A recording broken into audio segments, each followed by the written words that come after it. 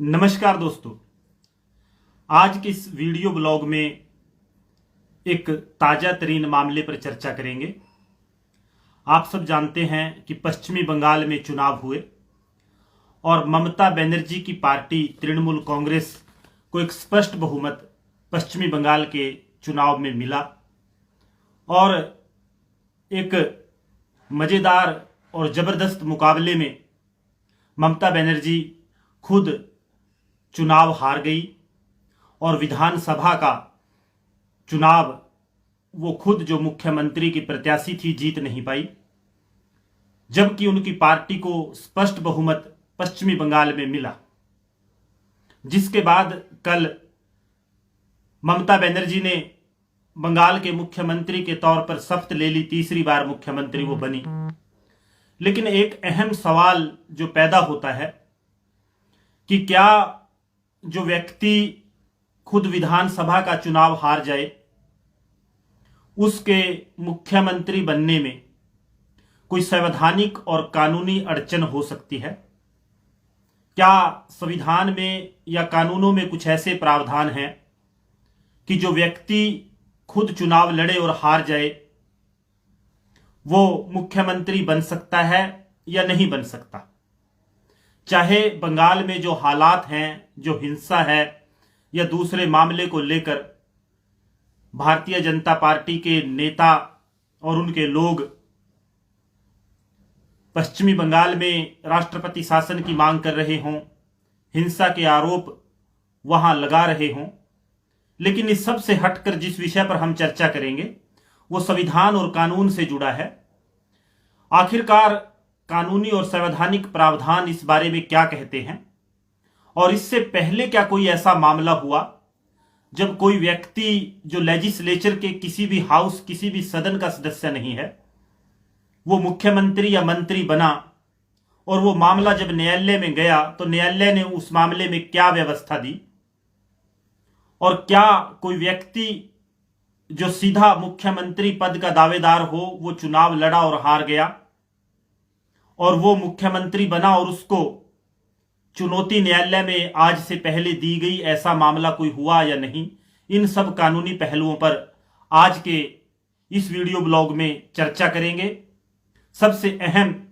जो सवाल जिसकी हम पड़ताल करना चाहेंगे, जिसके बारे में आज के इस वीडियो ब्लॉग में चर्चा करेंगे, वो कि भारत के संविधान में ऐसी व्यवस्था के लिए क्या प्रावधान है और न्यायालय ने क्या व्यवस्था दी है कि खुद चुनाव हारने वाला व्यक्ति क्या मुख्यमंत्री बन सकता है। सबसे पहले अगर भारतीय संविधान के प्रावधानों की बात करें, उसके बाद जो न्यायालयों ने ऐसे मामले में व्यवस्था दी उसकी बात करेंगे। भारतीय संविधान के आर्टिकल 164 में मुख्यमंत्री और मंत्रियों के नियुक्ति के बारे में व्यवस्था दी गई है। आर्टिकल 164 को अगर हम सीधे तौर पर देखें तो 5 सब क्लॉज में डिवाइड किया जा सकता है और जो इसका सबसे पहला सब क्लॉज है आर्टिकल 164 का, उसमें मुख्यमंत्री और दूसरे मंत्रियों की नियुक्ति के बारे में बताया गया है। The chief minister shall be appointed by the governor and other ministers shall be appointed by the governor on the advice of the chief minister, and the minister shall hold office during the pleasure of the governor। कि मुख्यमंत्री और मंत्रियों की नियुक्ति governor के द्वारा की जाएगी। गवर्नर राज्यपाल मुख्यमंत्री की नियुक्ति करेंगे और मुख्यमंत्री की सिफारिश पर, उनकी सलाह पर अन्य मंत्रियों की नियुक्ति की जाएगी। ये आर्टिकल 164 का पहला सब क्लॉज है। अगर दूसरे की बात करें तो उसमें जो सामूहिक उत्तरदायित्व, कोलेक्टिव रिस्पॉन्सिबिलिटी विधानसभा, विधान परिषद या लेजिस्लेचर के प्रति होती है मंत्रियों और मुख्यमंत्री की, उसके बारे में बताया गया है। और अगर इसके तीसरे सब क्लॉज की बात करें, उसमें जो राज्यपाल पद और गोपनीयता की शपथ दिलाता है उसके बारे में बताया गया है। और चौथे में जिस विषय पर हम बात कर रहे हैं उसके बारे में बताया गया है कि कोई मंत्री विधान परिषद और विधानसभा का सदस्य हुए बिना कितने दिन मंत्री रह सकता है, ये व्यवस्था सब क्लॉज 4 में की गई है। A minister who for any period of 6 consecutive month is not a member of legislature of the state shall at the expiration of that period cease to be a minister. जिसका सीधे तौर पर अर्थ है कि एक मंत्री, a minister, the word is used minister not chief minister. यहां अगर हम इस कानून के प्रावधान की बात करें, भारतीय संविधान के आर्टिकल 164 के सब क्लॉज 4 की बात करें, इसमें सीधे तौर पर कहा गया है कि ए मिनिस्टर नॉट चीफ मिनिस्टर, मुख्यमंत्री का जिक्र नहीं है, मंत्री का जिक्र है कि वो 6 महीने तक मंत्री रह सकता है, लेकिन अगर 6 महीने तक वो किसी सदन का सदस्य, विधान परिषद या विधानसभा का नहीं बनता तो he ceases to be a minister, वो मंत्री नहीं रहेगा। ये कानूनी प्रावधान है। अब जब ऐसे मामले न्यायालय में गए तो न्यायालय ने ऐसे मामलों में क्या व्यवस्था दी। हमने आर्टिकल 164 की बात की, जहां सीधे तौर पर व्यवस्था है कि बिना विधानसभा विधान परिषद का सदस्य हुए कोई व्यक्ति 6 महीने तक मंत्री रह सकता है। उसमें मुख्यमंत्री शब्द का इस्तेमाल यूज कॉन्स्टिट्यूशन फ्रेमर ने, संविधान निर्माताओं ने नहीं किया। उसमें यह जिक्र सीधे तौर पर नहीं है कि कोई व्यक्ति चुनाव लड़े और वो चुनाव हार जाए, उस बारे में क्या व्यवस्था कानून में होनी चाहिए। ये जो plain reading of Indian constitution के प्रोविजन, भारत के संविधान के प्रावधानों की है, उसमें ऐसी व्यवस्था नहीं दी गई है। अगर हम जब ऐसे मामले न्यायालय के सामने गए, उनमें न्यायालयों ने क्या व्यवस्था दी उसके बारे में बात करें। सबसे पहले जो हमारी नॉलेज में एक मामला ऐसा आया, वो 18 अक्टूबर 1970 को त्रिभुवन नारायण सिंह एक थे, उनको उत्तर प्रदेश का मुख्यमंत्री बनाया गया। और जब उनको उत्तर प्रदेश का मुख्यमंत्री त्रिभुवन नारायण सिंह को बनाया गया, वो उत्तर प्रदेश की लेजिस्लेचर के किसी भी हाउस, उत्तर प्रदेश में विधानसभा के साथ साथ विधान परिषद का भी प्रावधान है, वो किसी भी सदन के सदस्य नहीं थे। और इनके एक मित्र कहिए हरि नारायण वर्मा ने एक याचिका इलाहाबाद हाई कोर्ट में दायर की कि क्योंकि त्रिभुवन नारायण सिंह, जिनको 18 अक्टूबर 1970 को मुख्यमंत्री उत्तर प्रदेश का नियुक्त किया गया, वो लेजिस्लेचर के किसी भी हाउस के सदस्य नहीं है, इसलिए उनको मुख्यमंत्री बने रहने का कोई संवैधानिक प्रावधानों के मद्देनजर अधिकार नहीं है। उनकी मुख्यमंत्री के तौर पर नियुक्ति को खारिज किया जाए। लेकिन इलाहाबाद हाई कोर्ट ने इस मामले में उनकी याचिका को खारिज कर दिया, त्रिभुवन नारायण सिंह की नियुक्ति को सही माना और सीधा रेफरेंस जो दिया वो आर्टिकल 164 सब क्लॉज 5 का, इसमें जो हमने बताया अभी आपको, उसका दिया और कहा कि क्योंकि वो 6 महीने तक का प्रावधान उनको समय है, वो अगर किसी भी सदन के सदस्य बन सकते हैं तो वो मुख्यमंत्री रहेंगे, उनकी नियुक्ति को गैर कानूनी नहीं ठहराया जा सकता। और जब सवाल पैदा हुआ कि मुख्यमंत्री जो शब्द है,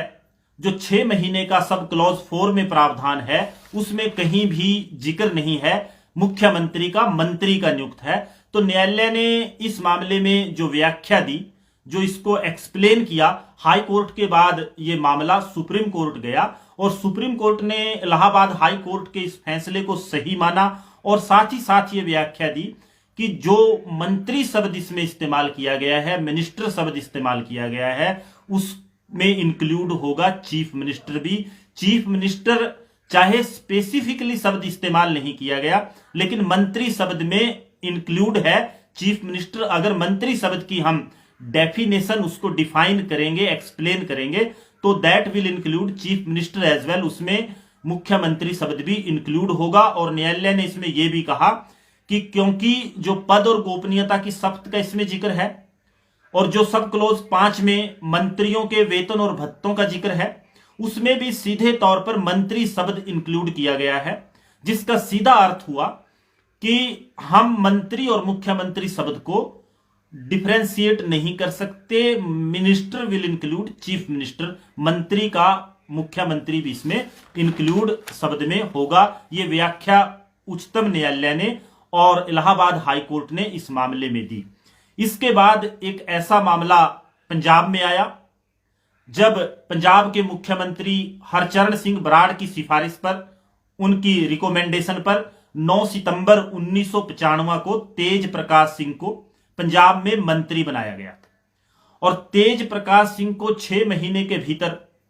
पंजाब विधानसभा की सदस्यता एज पर लॉ, भारत के संविधान के प्रावधानों के मुताबिक लेनी थी, लेकिन वो ये सदस्यता नहीं ले पाए और 8 मार्च 1996 को उन्होंने अपने पद से, पंजाब के मंत्रिमंडल से तेज प्रकाश सिंह ने इस्तीफा दे दिया। लेकिन इसी बीच पंजाब में एक अहम परिवर्तन आया और पंजाब में जो रूलिंग पार्टी थी उसके नेतृत्व में परिवर्तन आने के बाद 21 नवंबर 1996 को राजिंदर कौर भट्टल पंजाब की मुख्यमंत्री बनी और राजिंदर कौर भट्टल ने एक बार फिर 23 नवंबर 1996 को तेज प्रकाश सिंह को मंत्री बना दिया। और तेज प्रकाश सिंह को जब दोबारा मंत्री बनाया गया, एक बैकडोर एंट्री इसको आप कह सकते हैं, 6 महीने के भीतर वो अपनी नियुक्ति को जायज नहीं कर पाए, किसी भी सदन की सदस्यता लेने के बाद इस्तीफा उन्होंने दे दिया, लेकिन दोबारा नियुक्ति कर दी गई बीच में थोड़ा गैप देने के बाद। जब ये मामला पंजाब और हरियाणा हाई कोर्ट में गया, पंजाब और हरियाणा हाई कोर्ट की डिवीजन बेंच ने इस मामले को threshold at the very beginning जो हियरिंग हुई उसमें इसको डिसमिस कर दिया, डिसमिस्ड इन लिमाइन अगर हम उसको बोले कानूनी भाषा में, उसको डिसमिस कर दिया। ये मामला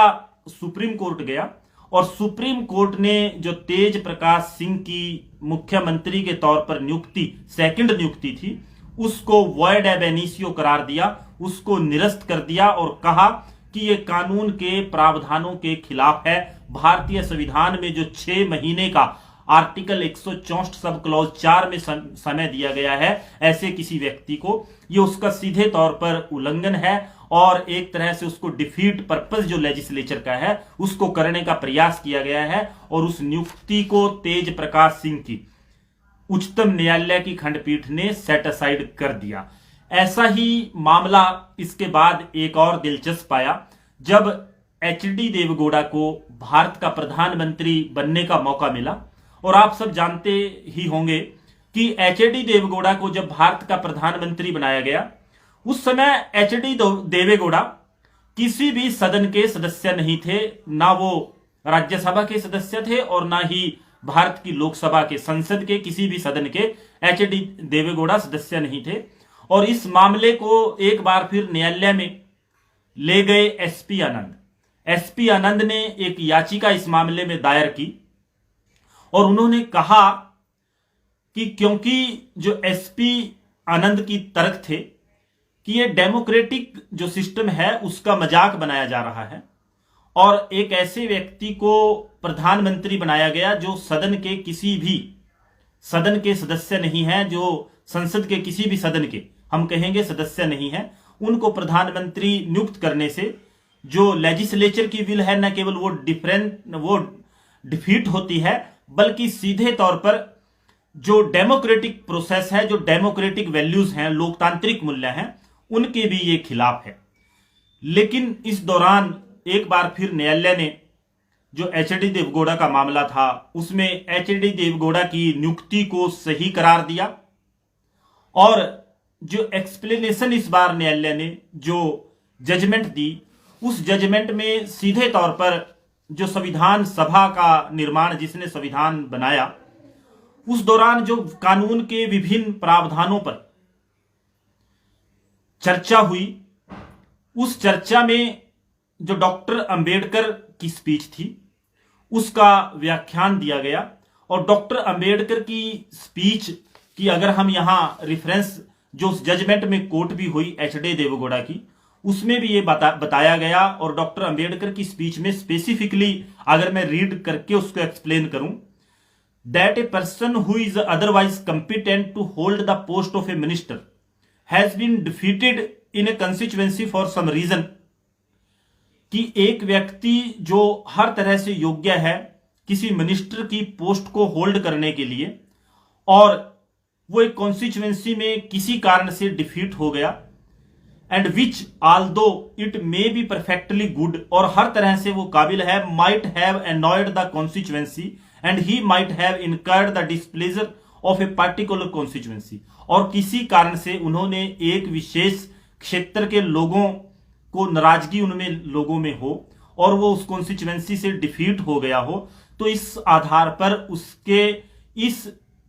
अधिकार को, इस उसकी लायबिलिटी को कि वो मंत्री नियुक्त हो, इसको डिस्कार्ड नहीं किया जा सकता, इस अधिकार को उसके दबाया नहीं जा सकता, खत्म नहीं किया जा सकता। आगे वो कहते हैं, it is not a reason why a member so competent as that should not be permitted to be appointed as a member of cabinet on the assumption that he shall be able to get himself elected from the same constituency or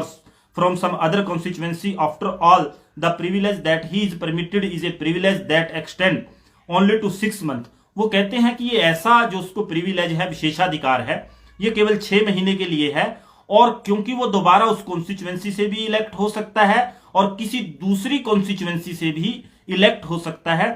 ये उसके पास एक option है। और ऐसी परिस्थितियों में उसको केवल क्योंकि एक कॉन्स्टिट्यूएंसी विशेष के लोगों ने उसको इलेक्ट नहीं किया और वो उस समय इलेक्ट नहीं है, उसको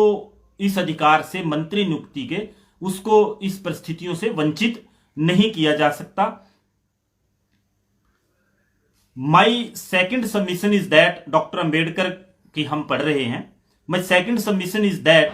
the fact that A nominated minister is a member of the cabinet does not either violate the principle of collective responsibility। एक बार फिर वही जिक्र आता है कि एक व्यक्ति जिसको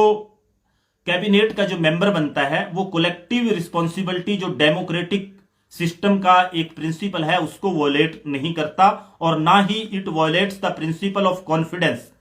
because he is the member of the cabinet if he is prepare to accept the policy of the cabinet, stands part of the cabinet and resign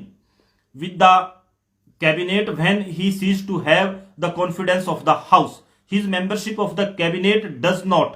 in any way cause any inconvenience or breach of the fundamental principle on which parliamentary government is based. Therefore this qualification in my judgment is quite unnecessary। ये doctor Ambedkar की जो संविधान सभा के दौरान विभिन्न प्रावधानों पर चर्चा होती थी, वहां उन्होंने अपनी जो स्पीच दी, एक्सप्लेनेशन दी पार्टिकुलर प्रोविजन के बारे में, वहां उन्होंने कहा कि वो कलेक्टिव रिस्पॉन्सिबिलिटी और जो कॉन्फिडेंस ऑफ हाउस है उसकी जो प्रिंसिपल डेमोक्रेटिक सिस्टम के हैं उनको ब्रीच नहीं करता और उसकी नियुक्ति की जा सकती है। अब जो एक अहम सवाल इन सारी परिस्थितियों से एक बार फिर पैदा होता है कि क्या कोई ऐसा मामला जहां किसी व्यक्ति ने विधानसभा का चुनाव लड़ा हो और वो चुनाव हार गया हो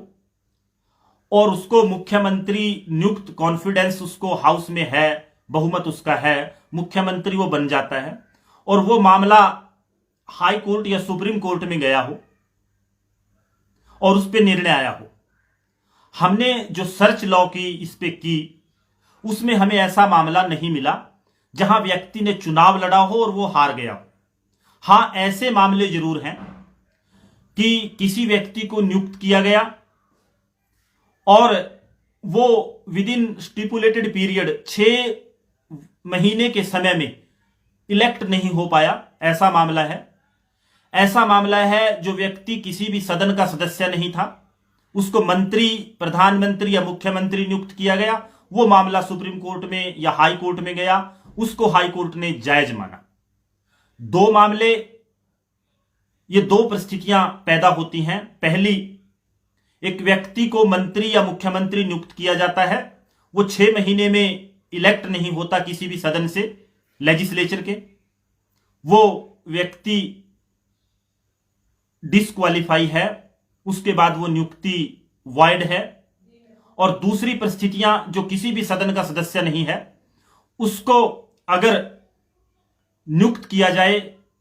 वो मामले कोर्ट में गए और उन मामलों में न्यायालय ने जो व्यवस्था दी उसमें सीधे तौर पर यह कहा गया कि उसके पास 6 महीने का समय है, और यह व्यवस्था भी न्यायालय ने दी कि क्योंकि चीफ मिनिस्टर शब्द वहां इस्तेमाल नहीं हुआ है, minister will include chief minister. लेकिन एक बार फिर जो अहम सवाल पैदा होता है वो यही कि क्या एक व्यक्ति चुनाव लड़े, वो हार जाए, वो कानूनी तौर पर मुख्यमंत्री, संवैधानिक तौर पर मुख्यमंत्री बन सकता है? उसमें संविधान के प्रावधानों में या कानून के प्रावधानों में कोई अड़चन है? हमें दोनों चीजों में अंतर, अगर इस कानूनी पहलू को समझना है, करने की जरूरत है। ये दो मामले अलग अलग हैं। लेकिन अगर व्याख्या की बात करें कानून की,